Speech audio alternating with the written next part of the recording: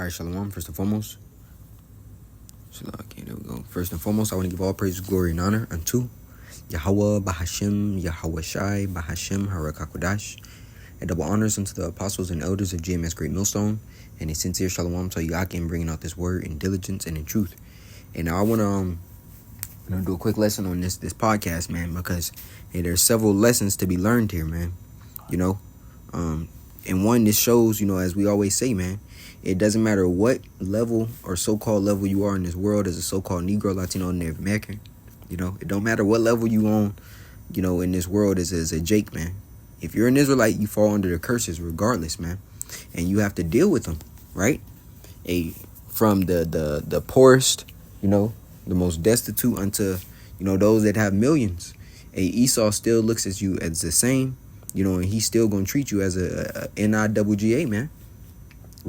Regardless of what your status is. Because in his eyes, he sees you as a slave, man.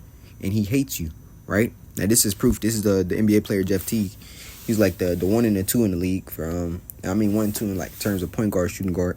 But this is the podcast. I want to just let him, say what he says and hop into the precepts, man.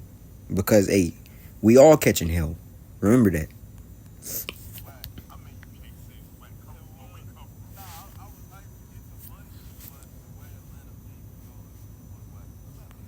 Right, because understanding, as we always say, man, these are higher paid slaves. Meaning what? They still have quotas to meet. They still have guidelines they have to fall under.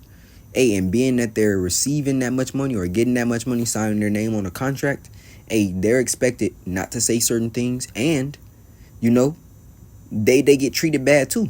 It's really just like Jake on the auction block in the time of slavery, man. They're bidded as the highest paid slaves, so to speak, man. Right? Well, however Jake look at LeBron, LeBron do this and do that. He is a slave unto his owners. Hence, that's why he's a player in the NBA. And you have owners of teams. They own him. The Lakers own him. Regardless of what freedom or financial freedom you may think he has. Think all the wickedness that he has to do. Not only to be in that spot, but to have maintained to be in that spot, man. At the end of the day, they see you as a nigga that's playing with a ball. That's getting them paid.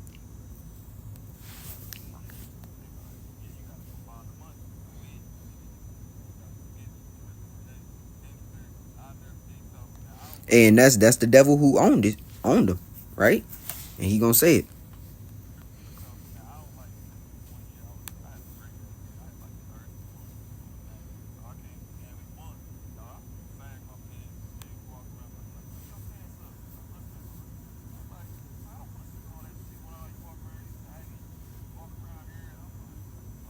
And you see, he can't say anything back to him, man.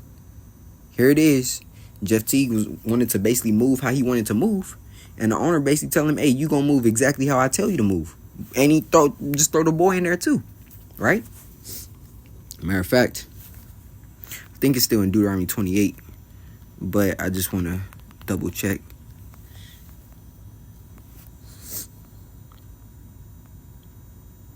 Yep. Here it is.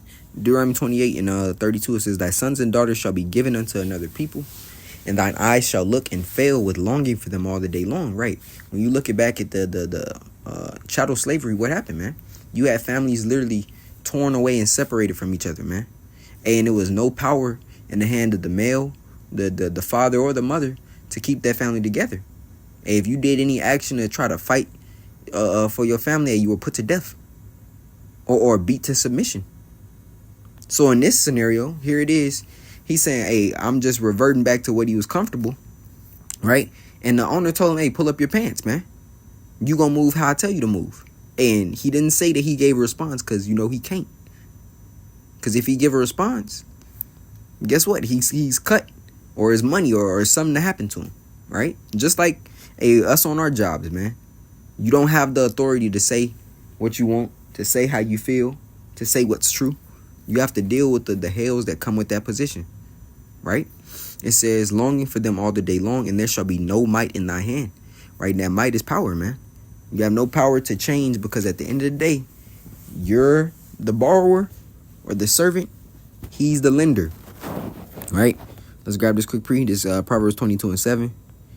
And it reads, It says the rich ruleth over the poor, right? And can't forget that Edom was given this appointed time to rule, man.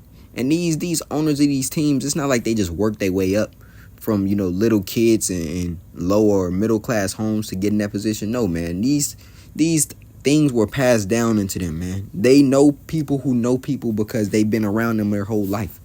E ain't impoverished. As the scriptures say, they're not in trouble as other men. That's E. I think that's Psalms 10, right? They life ain't in harm's way like Jake is. I'm going to finish this out and then I'm going to go grab that. It says, the rich ruleth over the poor, and the borrower is servant unto the lender. So there it is. Hey, we're subject unto that lender, man. 1 second. Right, just grabbing this. You don't have to go through the same hells.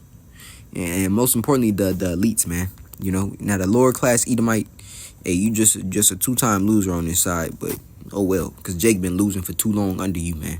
This Psalm 73:5, it says, they are not in trouble as other men, neither are they plagued like other men. Right? Therefore pride compasseth them about as a chain, violence covereth them as a garment. Their eyes stand out with fatness, they have more than their heart could wish. They are corrupt and speak wickedly concerning oppression. Hey, so they don't care about the struggle that Jake go through or how they feel. You gonna do what I say or else.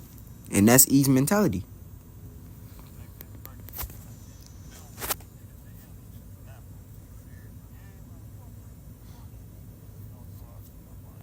Because when they look at you as a prophet. It's either you're going to be an asset unto me, or you're going to be a liability, man. Right?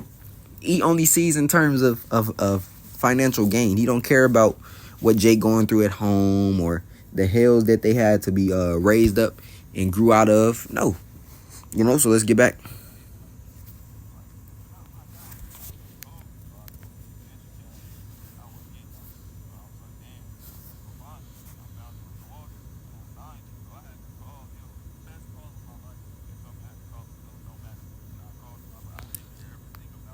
And he says the best call of his life because he was basically able to tell him, hey, you essentially don't own me anymore. Don't sign it off,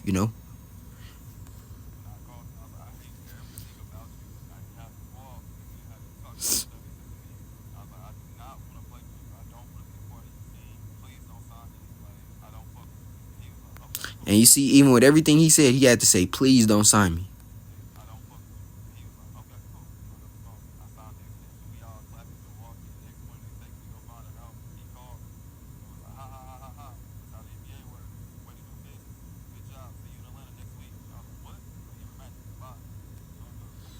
So there it is. Hey, and Jeff T messed up by allowing, his emotions to get the best of that call. He should have kept it cordial, and moved with wisdom. But hey, we know 2/3 don't have it. But hey, for him to be in the position that he wanted, he should have just moved with wisdom and not said all that and just say, hey, just please don't sign me. I signed somewhere else. Just so he didn't have a reason to sign him back. Because here it is. Hey, he essentially gave him money to oppress him more. That's the power they have. The power they have on this side is he hates Jeff T, yet he made sure he paid him and matched what Milwaukee was paying him just to keep him from making him happy. So if he ain't the devil, who is, man? If it's not him, where and who is he? You're willing to match the millions it takes to keep him just so he can't be happy somewhere else. If that's not a slave master, what is? If that's not the wicked, who is? Right? So it shows you. It don't matter what side or how you think Jake is living. Jake is going through curses on every level, man. From the richest to the poorest. It's Sirach. I said Sirach. It's like this is Ecclesiastes, not Ecclesiasticus. Ecclesiastes 10:7. And it reads, I have seen servants upon horses and princes walking as servants upon the earth. And that's the point. Esau is a servant, man. The scripture says in the book of Genesis that elders shall serve the younger. We're still in the time period where the younger is still serving the eldest. Right? We're still serving Esau right now. But the scripture in 2nd Esdras tells us what? For Esau is the beginning of the world, and Jacob is for Esau is the end of the world, Salaki, and Jacob is the beginning of it that followeth. Right? So here it is. Servants upon horses, Esau in that position of power. And princes, Yashar Allah, he is a prince of the power, walking as servants upon the earth, serving this devil, man. So all Jake are going through the same thing, regardless of what the facade looks like in terms of the media. All Jake hurt. The money that the extra millions that they're giving you, quote unquote, is just them lengthening your leash. But at the end of the day, you know what you gotta come back to do? He's gonna control that leash as much as he wants. And if you step out of the bounds of that plantation, you know what's gonna happen to you? He's gonna make sure he shows you that you're still a slave, man. And that's why there's just another reason as to why this kingdom, you know, has to go, man. Right? This is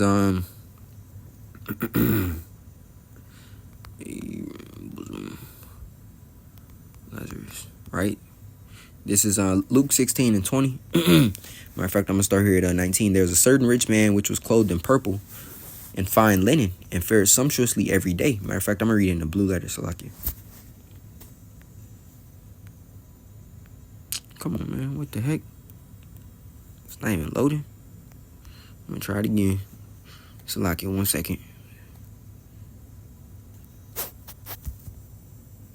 Okay, why? It's Luke 16. And 19. And it reads, it says, and there was a certain rich man which was clothed in purple and fine linen and fared sumptuously. Right? That word sumptuous, let's get it real quick. G2988, it said, live splendidly, magnificently. Right? Esau's heaven is Jacob's hell. Right? Luxurious or elegancies in dress and style. Hey, well, we know he don't got no flavor, but, you know, he has the ability to buy these things. It says, and there was a certain beggar named Lazarus, right? This represents, you know, Esau versus Jacob, or Edomites versus Israelites, because he is in the position of the rich man. And we're Lazarus, man, right? A beggar named Lazarus, which was laid at his gate full of sores. And it's more so a representation of the elect, you know, versus, because we understand that, all of the blessings will be unto all of Israel, so even the 2/3. But this comes after death by pain, after thermonuclear destruction and thermonuclear fire. But it's all Jake. But you know, that's the point. It's all Jake. But the elect are gonna receive the full benefits of everything that has to deal with it, and that means salvation from the second death, right, or deliverance, and you know. It's more benefits, man. You know, purging out the rebels, so forth and so on. While the 2/3 have to receive with that second death. It says, and there was a certain beggar, so Esau and Jake, Edomites versus Israelites. It says, which was laid at the gate full of sores, and desiring to be fed with the crumbs which fell from the rich man's table. Right, the scraps, man. And that's what he is paying. If you have the ability to pay a man millions of dollars just for him to stay, and you hate him, that shows you that money means absolutely nothing to you. Because you have that much, right? It says, crumbs which fell from the rich man's table. Moreover, the dogs came and licked his sores, right? That's the other nations, you know, furthering that affliction unto Jake, man. It says, and it came to pass that the beggar died and was carried by the angel into Abraham's bosom, right? And the elect, you know, we Lord willing, we be those men. They have a special place, you know, or the apple of the Most High's eye, right? Because you have all Israel will be saved, meaning, you know, all Jake in the kingdom is going to be, you know, in a position, right, above Esau, and will be perfect. All changed bodies, all law written within our inward parts. But the elect, you know, are the chosen within the chosen seed, man, right? It says, and was carried by the angel into Abraham's bosom. The rich man also died and was buried. And in hell, a condition, you know, not what they try to tell you in the Christian church, but this is a condition. Hell is a condition played out on earth. Right? Esau's hell is Jacob's heaven. Jacob's hell is Esau's heaven. Right? It says, being in torments and seeing Abraham afar off and Lazarus in his bosom. Right? And he cried and said, Father Abraham, have mercy on me and send Lazarus, that he may dip the tip of his finger in water and cool my tongue, for I am tormented in this flame. But Abraham said, Son, remember that thou in thy lifetime received thy good things, and likewise Lazarus evil things. But now he is comforted, and thou art tormented. And that's the thing. He is about to soon be tormented, man. Because this kingdom only got so much longer. right? The elites and all these top banking families. Hey, Yahweh Shem Shai is about to flip the script, man, right? So it's going to be time for Jacob to rule. And the scriptures say the Lord is going to set over one on the earth, one that is profitable, man. And that's going to be the new government established under Yahweh Shai, King David, the 12, and the rest of the elect. And so that's what we're hoping for, because we understand that promise, the Most High is not a man that he should lie. So here it is. And even on this level, they catch hell, man. So don't think that they don't, you know. And that's the point, man. Hey, Jake is a slave, just a higher paid one. Hey, and he's seen it. He understands now, right? Hey, so Lord willing, that lesson was edifying unto the body. I want to give all praise, glory, and honor unto Yahweh, Bahashim, Yahweh Shai, Bahashim, Harakakodash. I double honors unto the apostles and elders of GMS Great Millstone, and a sincere shalom to Yaki in bringing out this word in diligence and in truth. Shalom.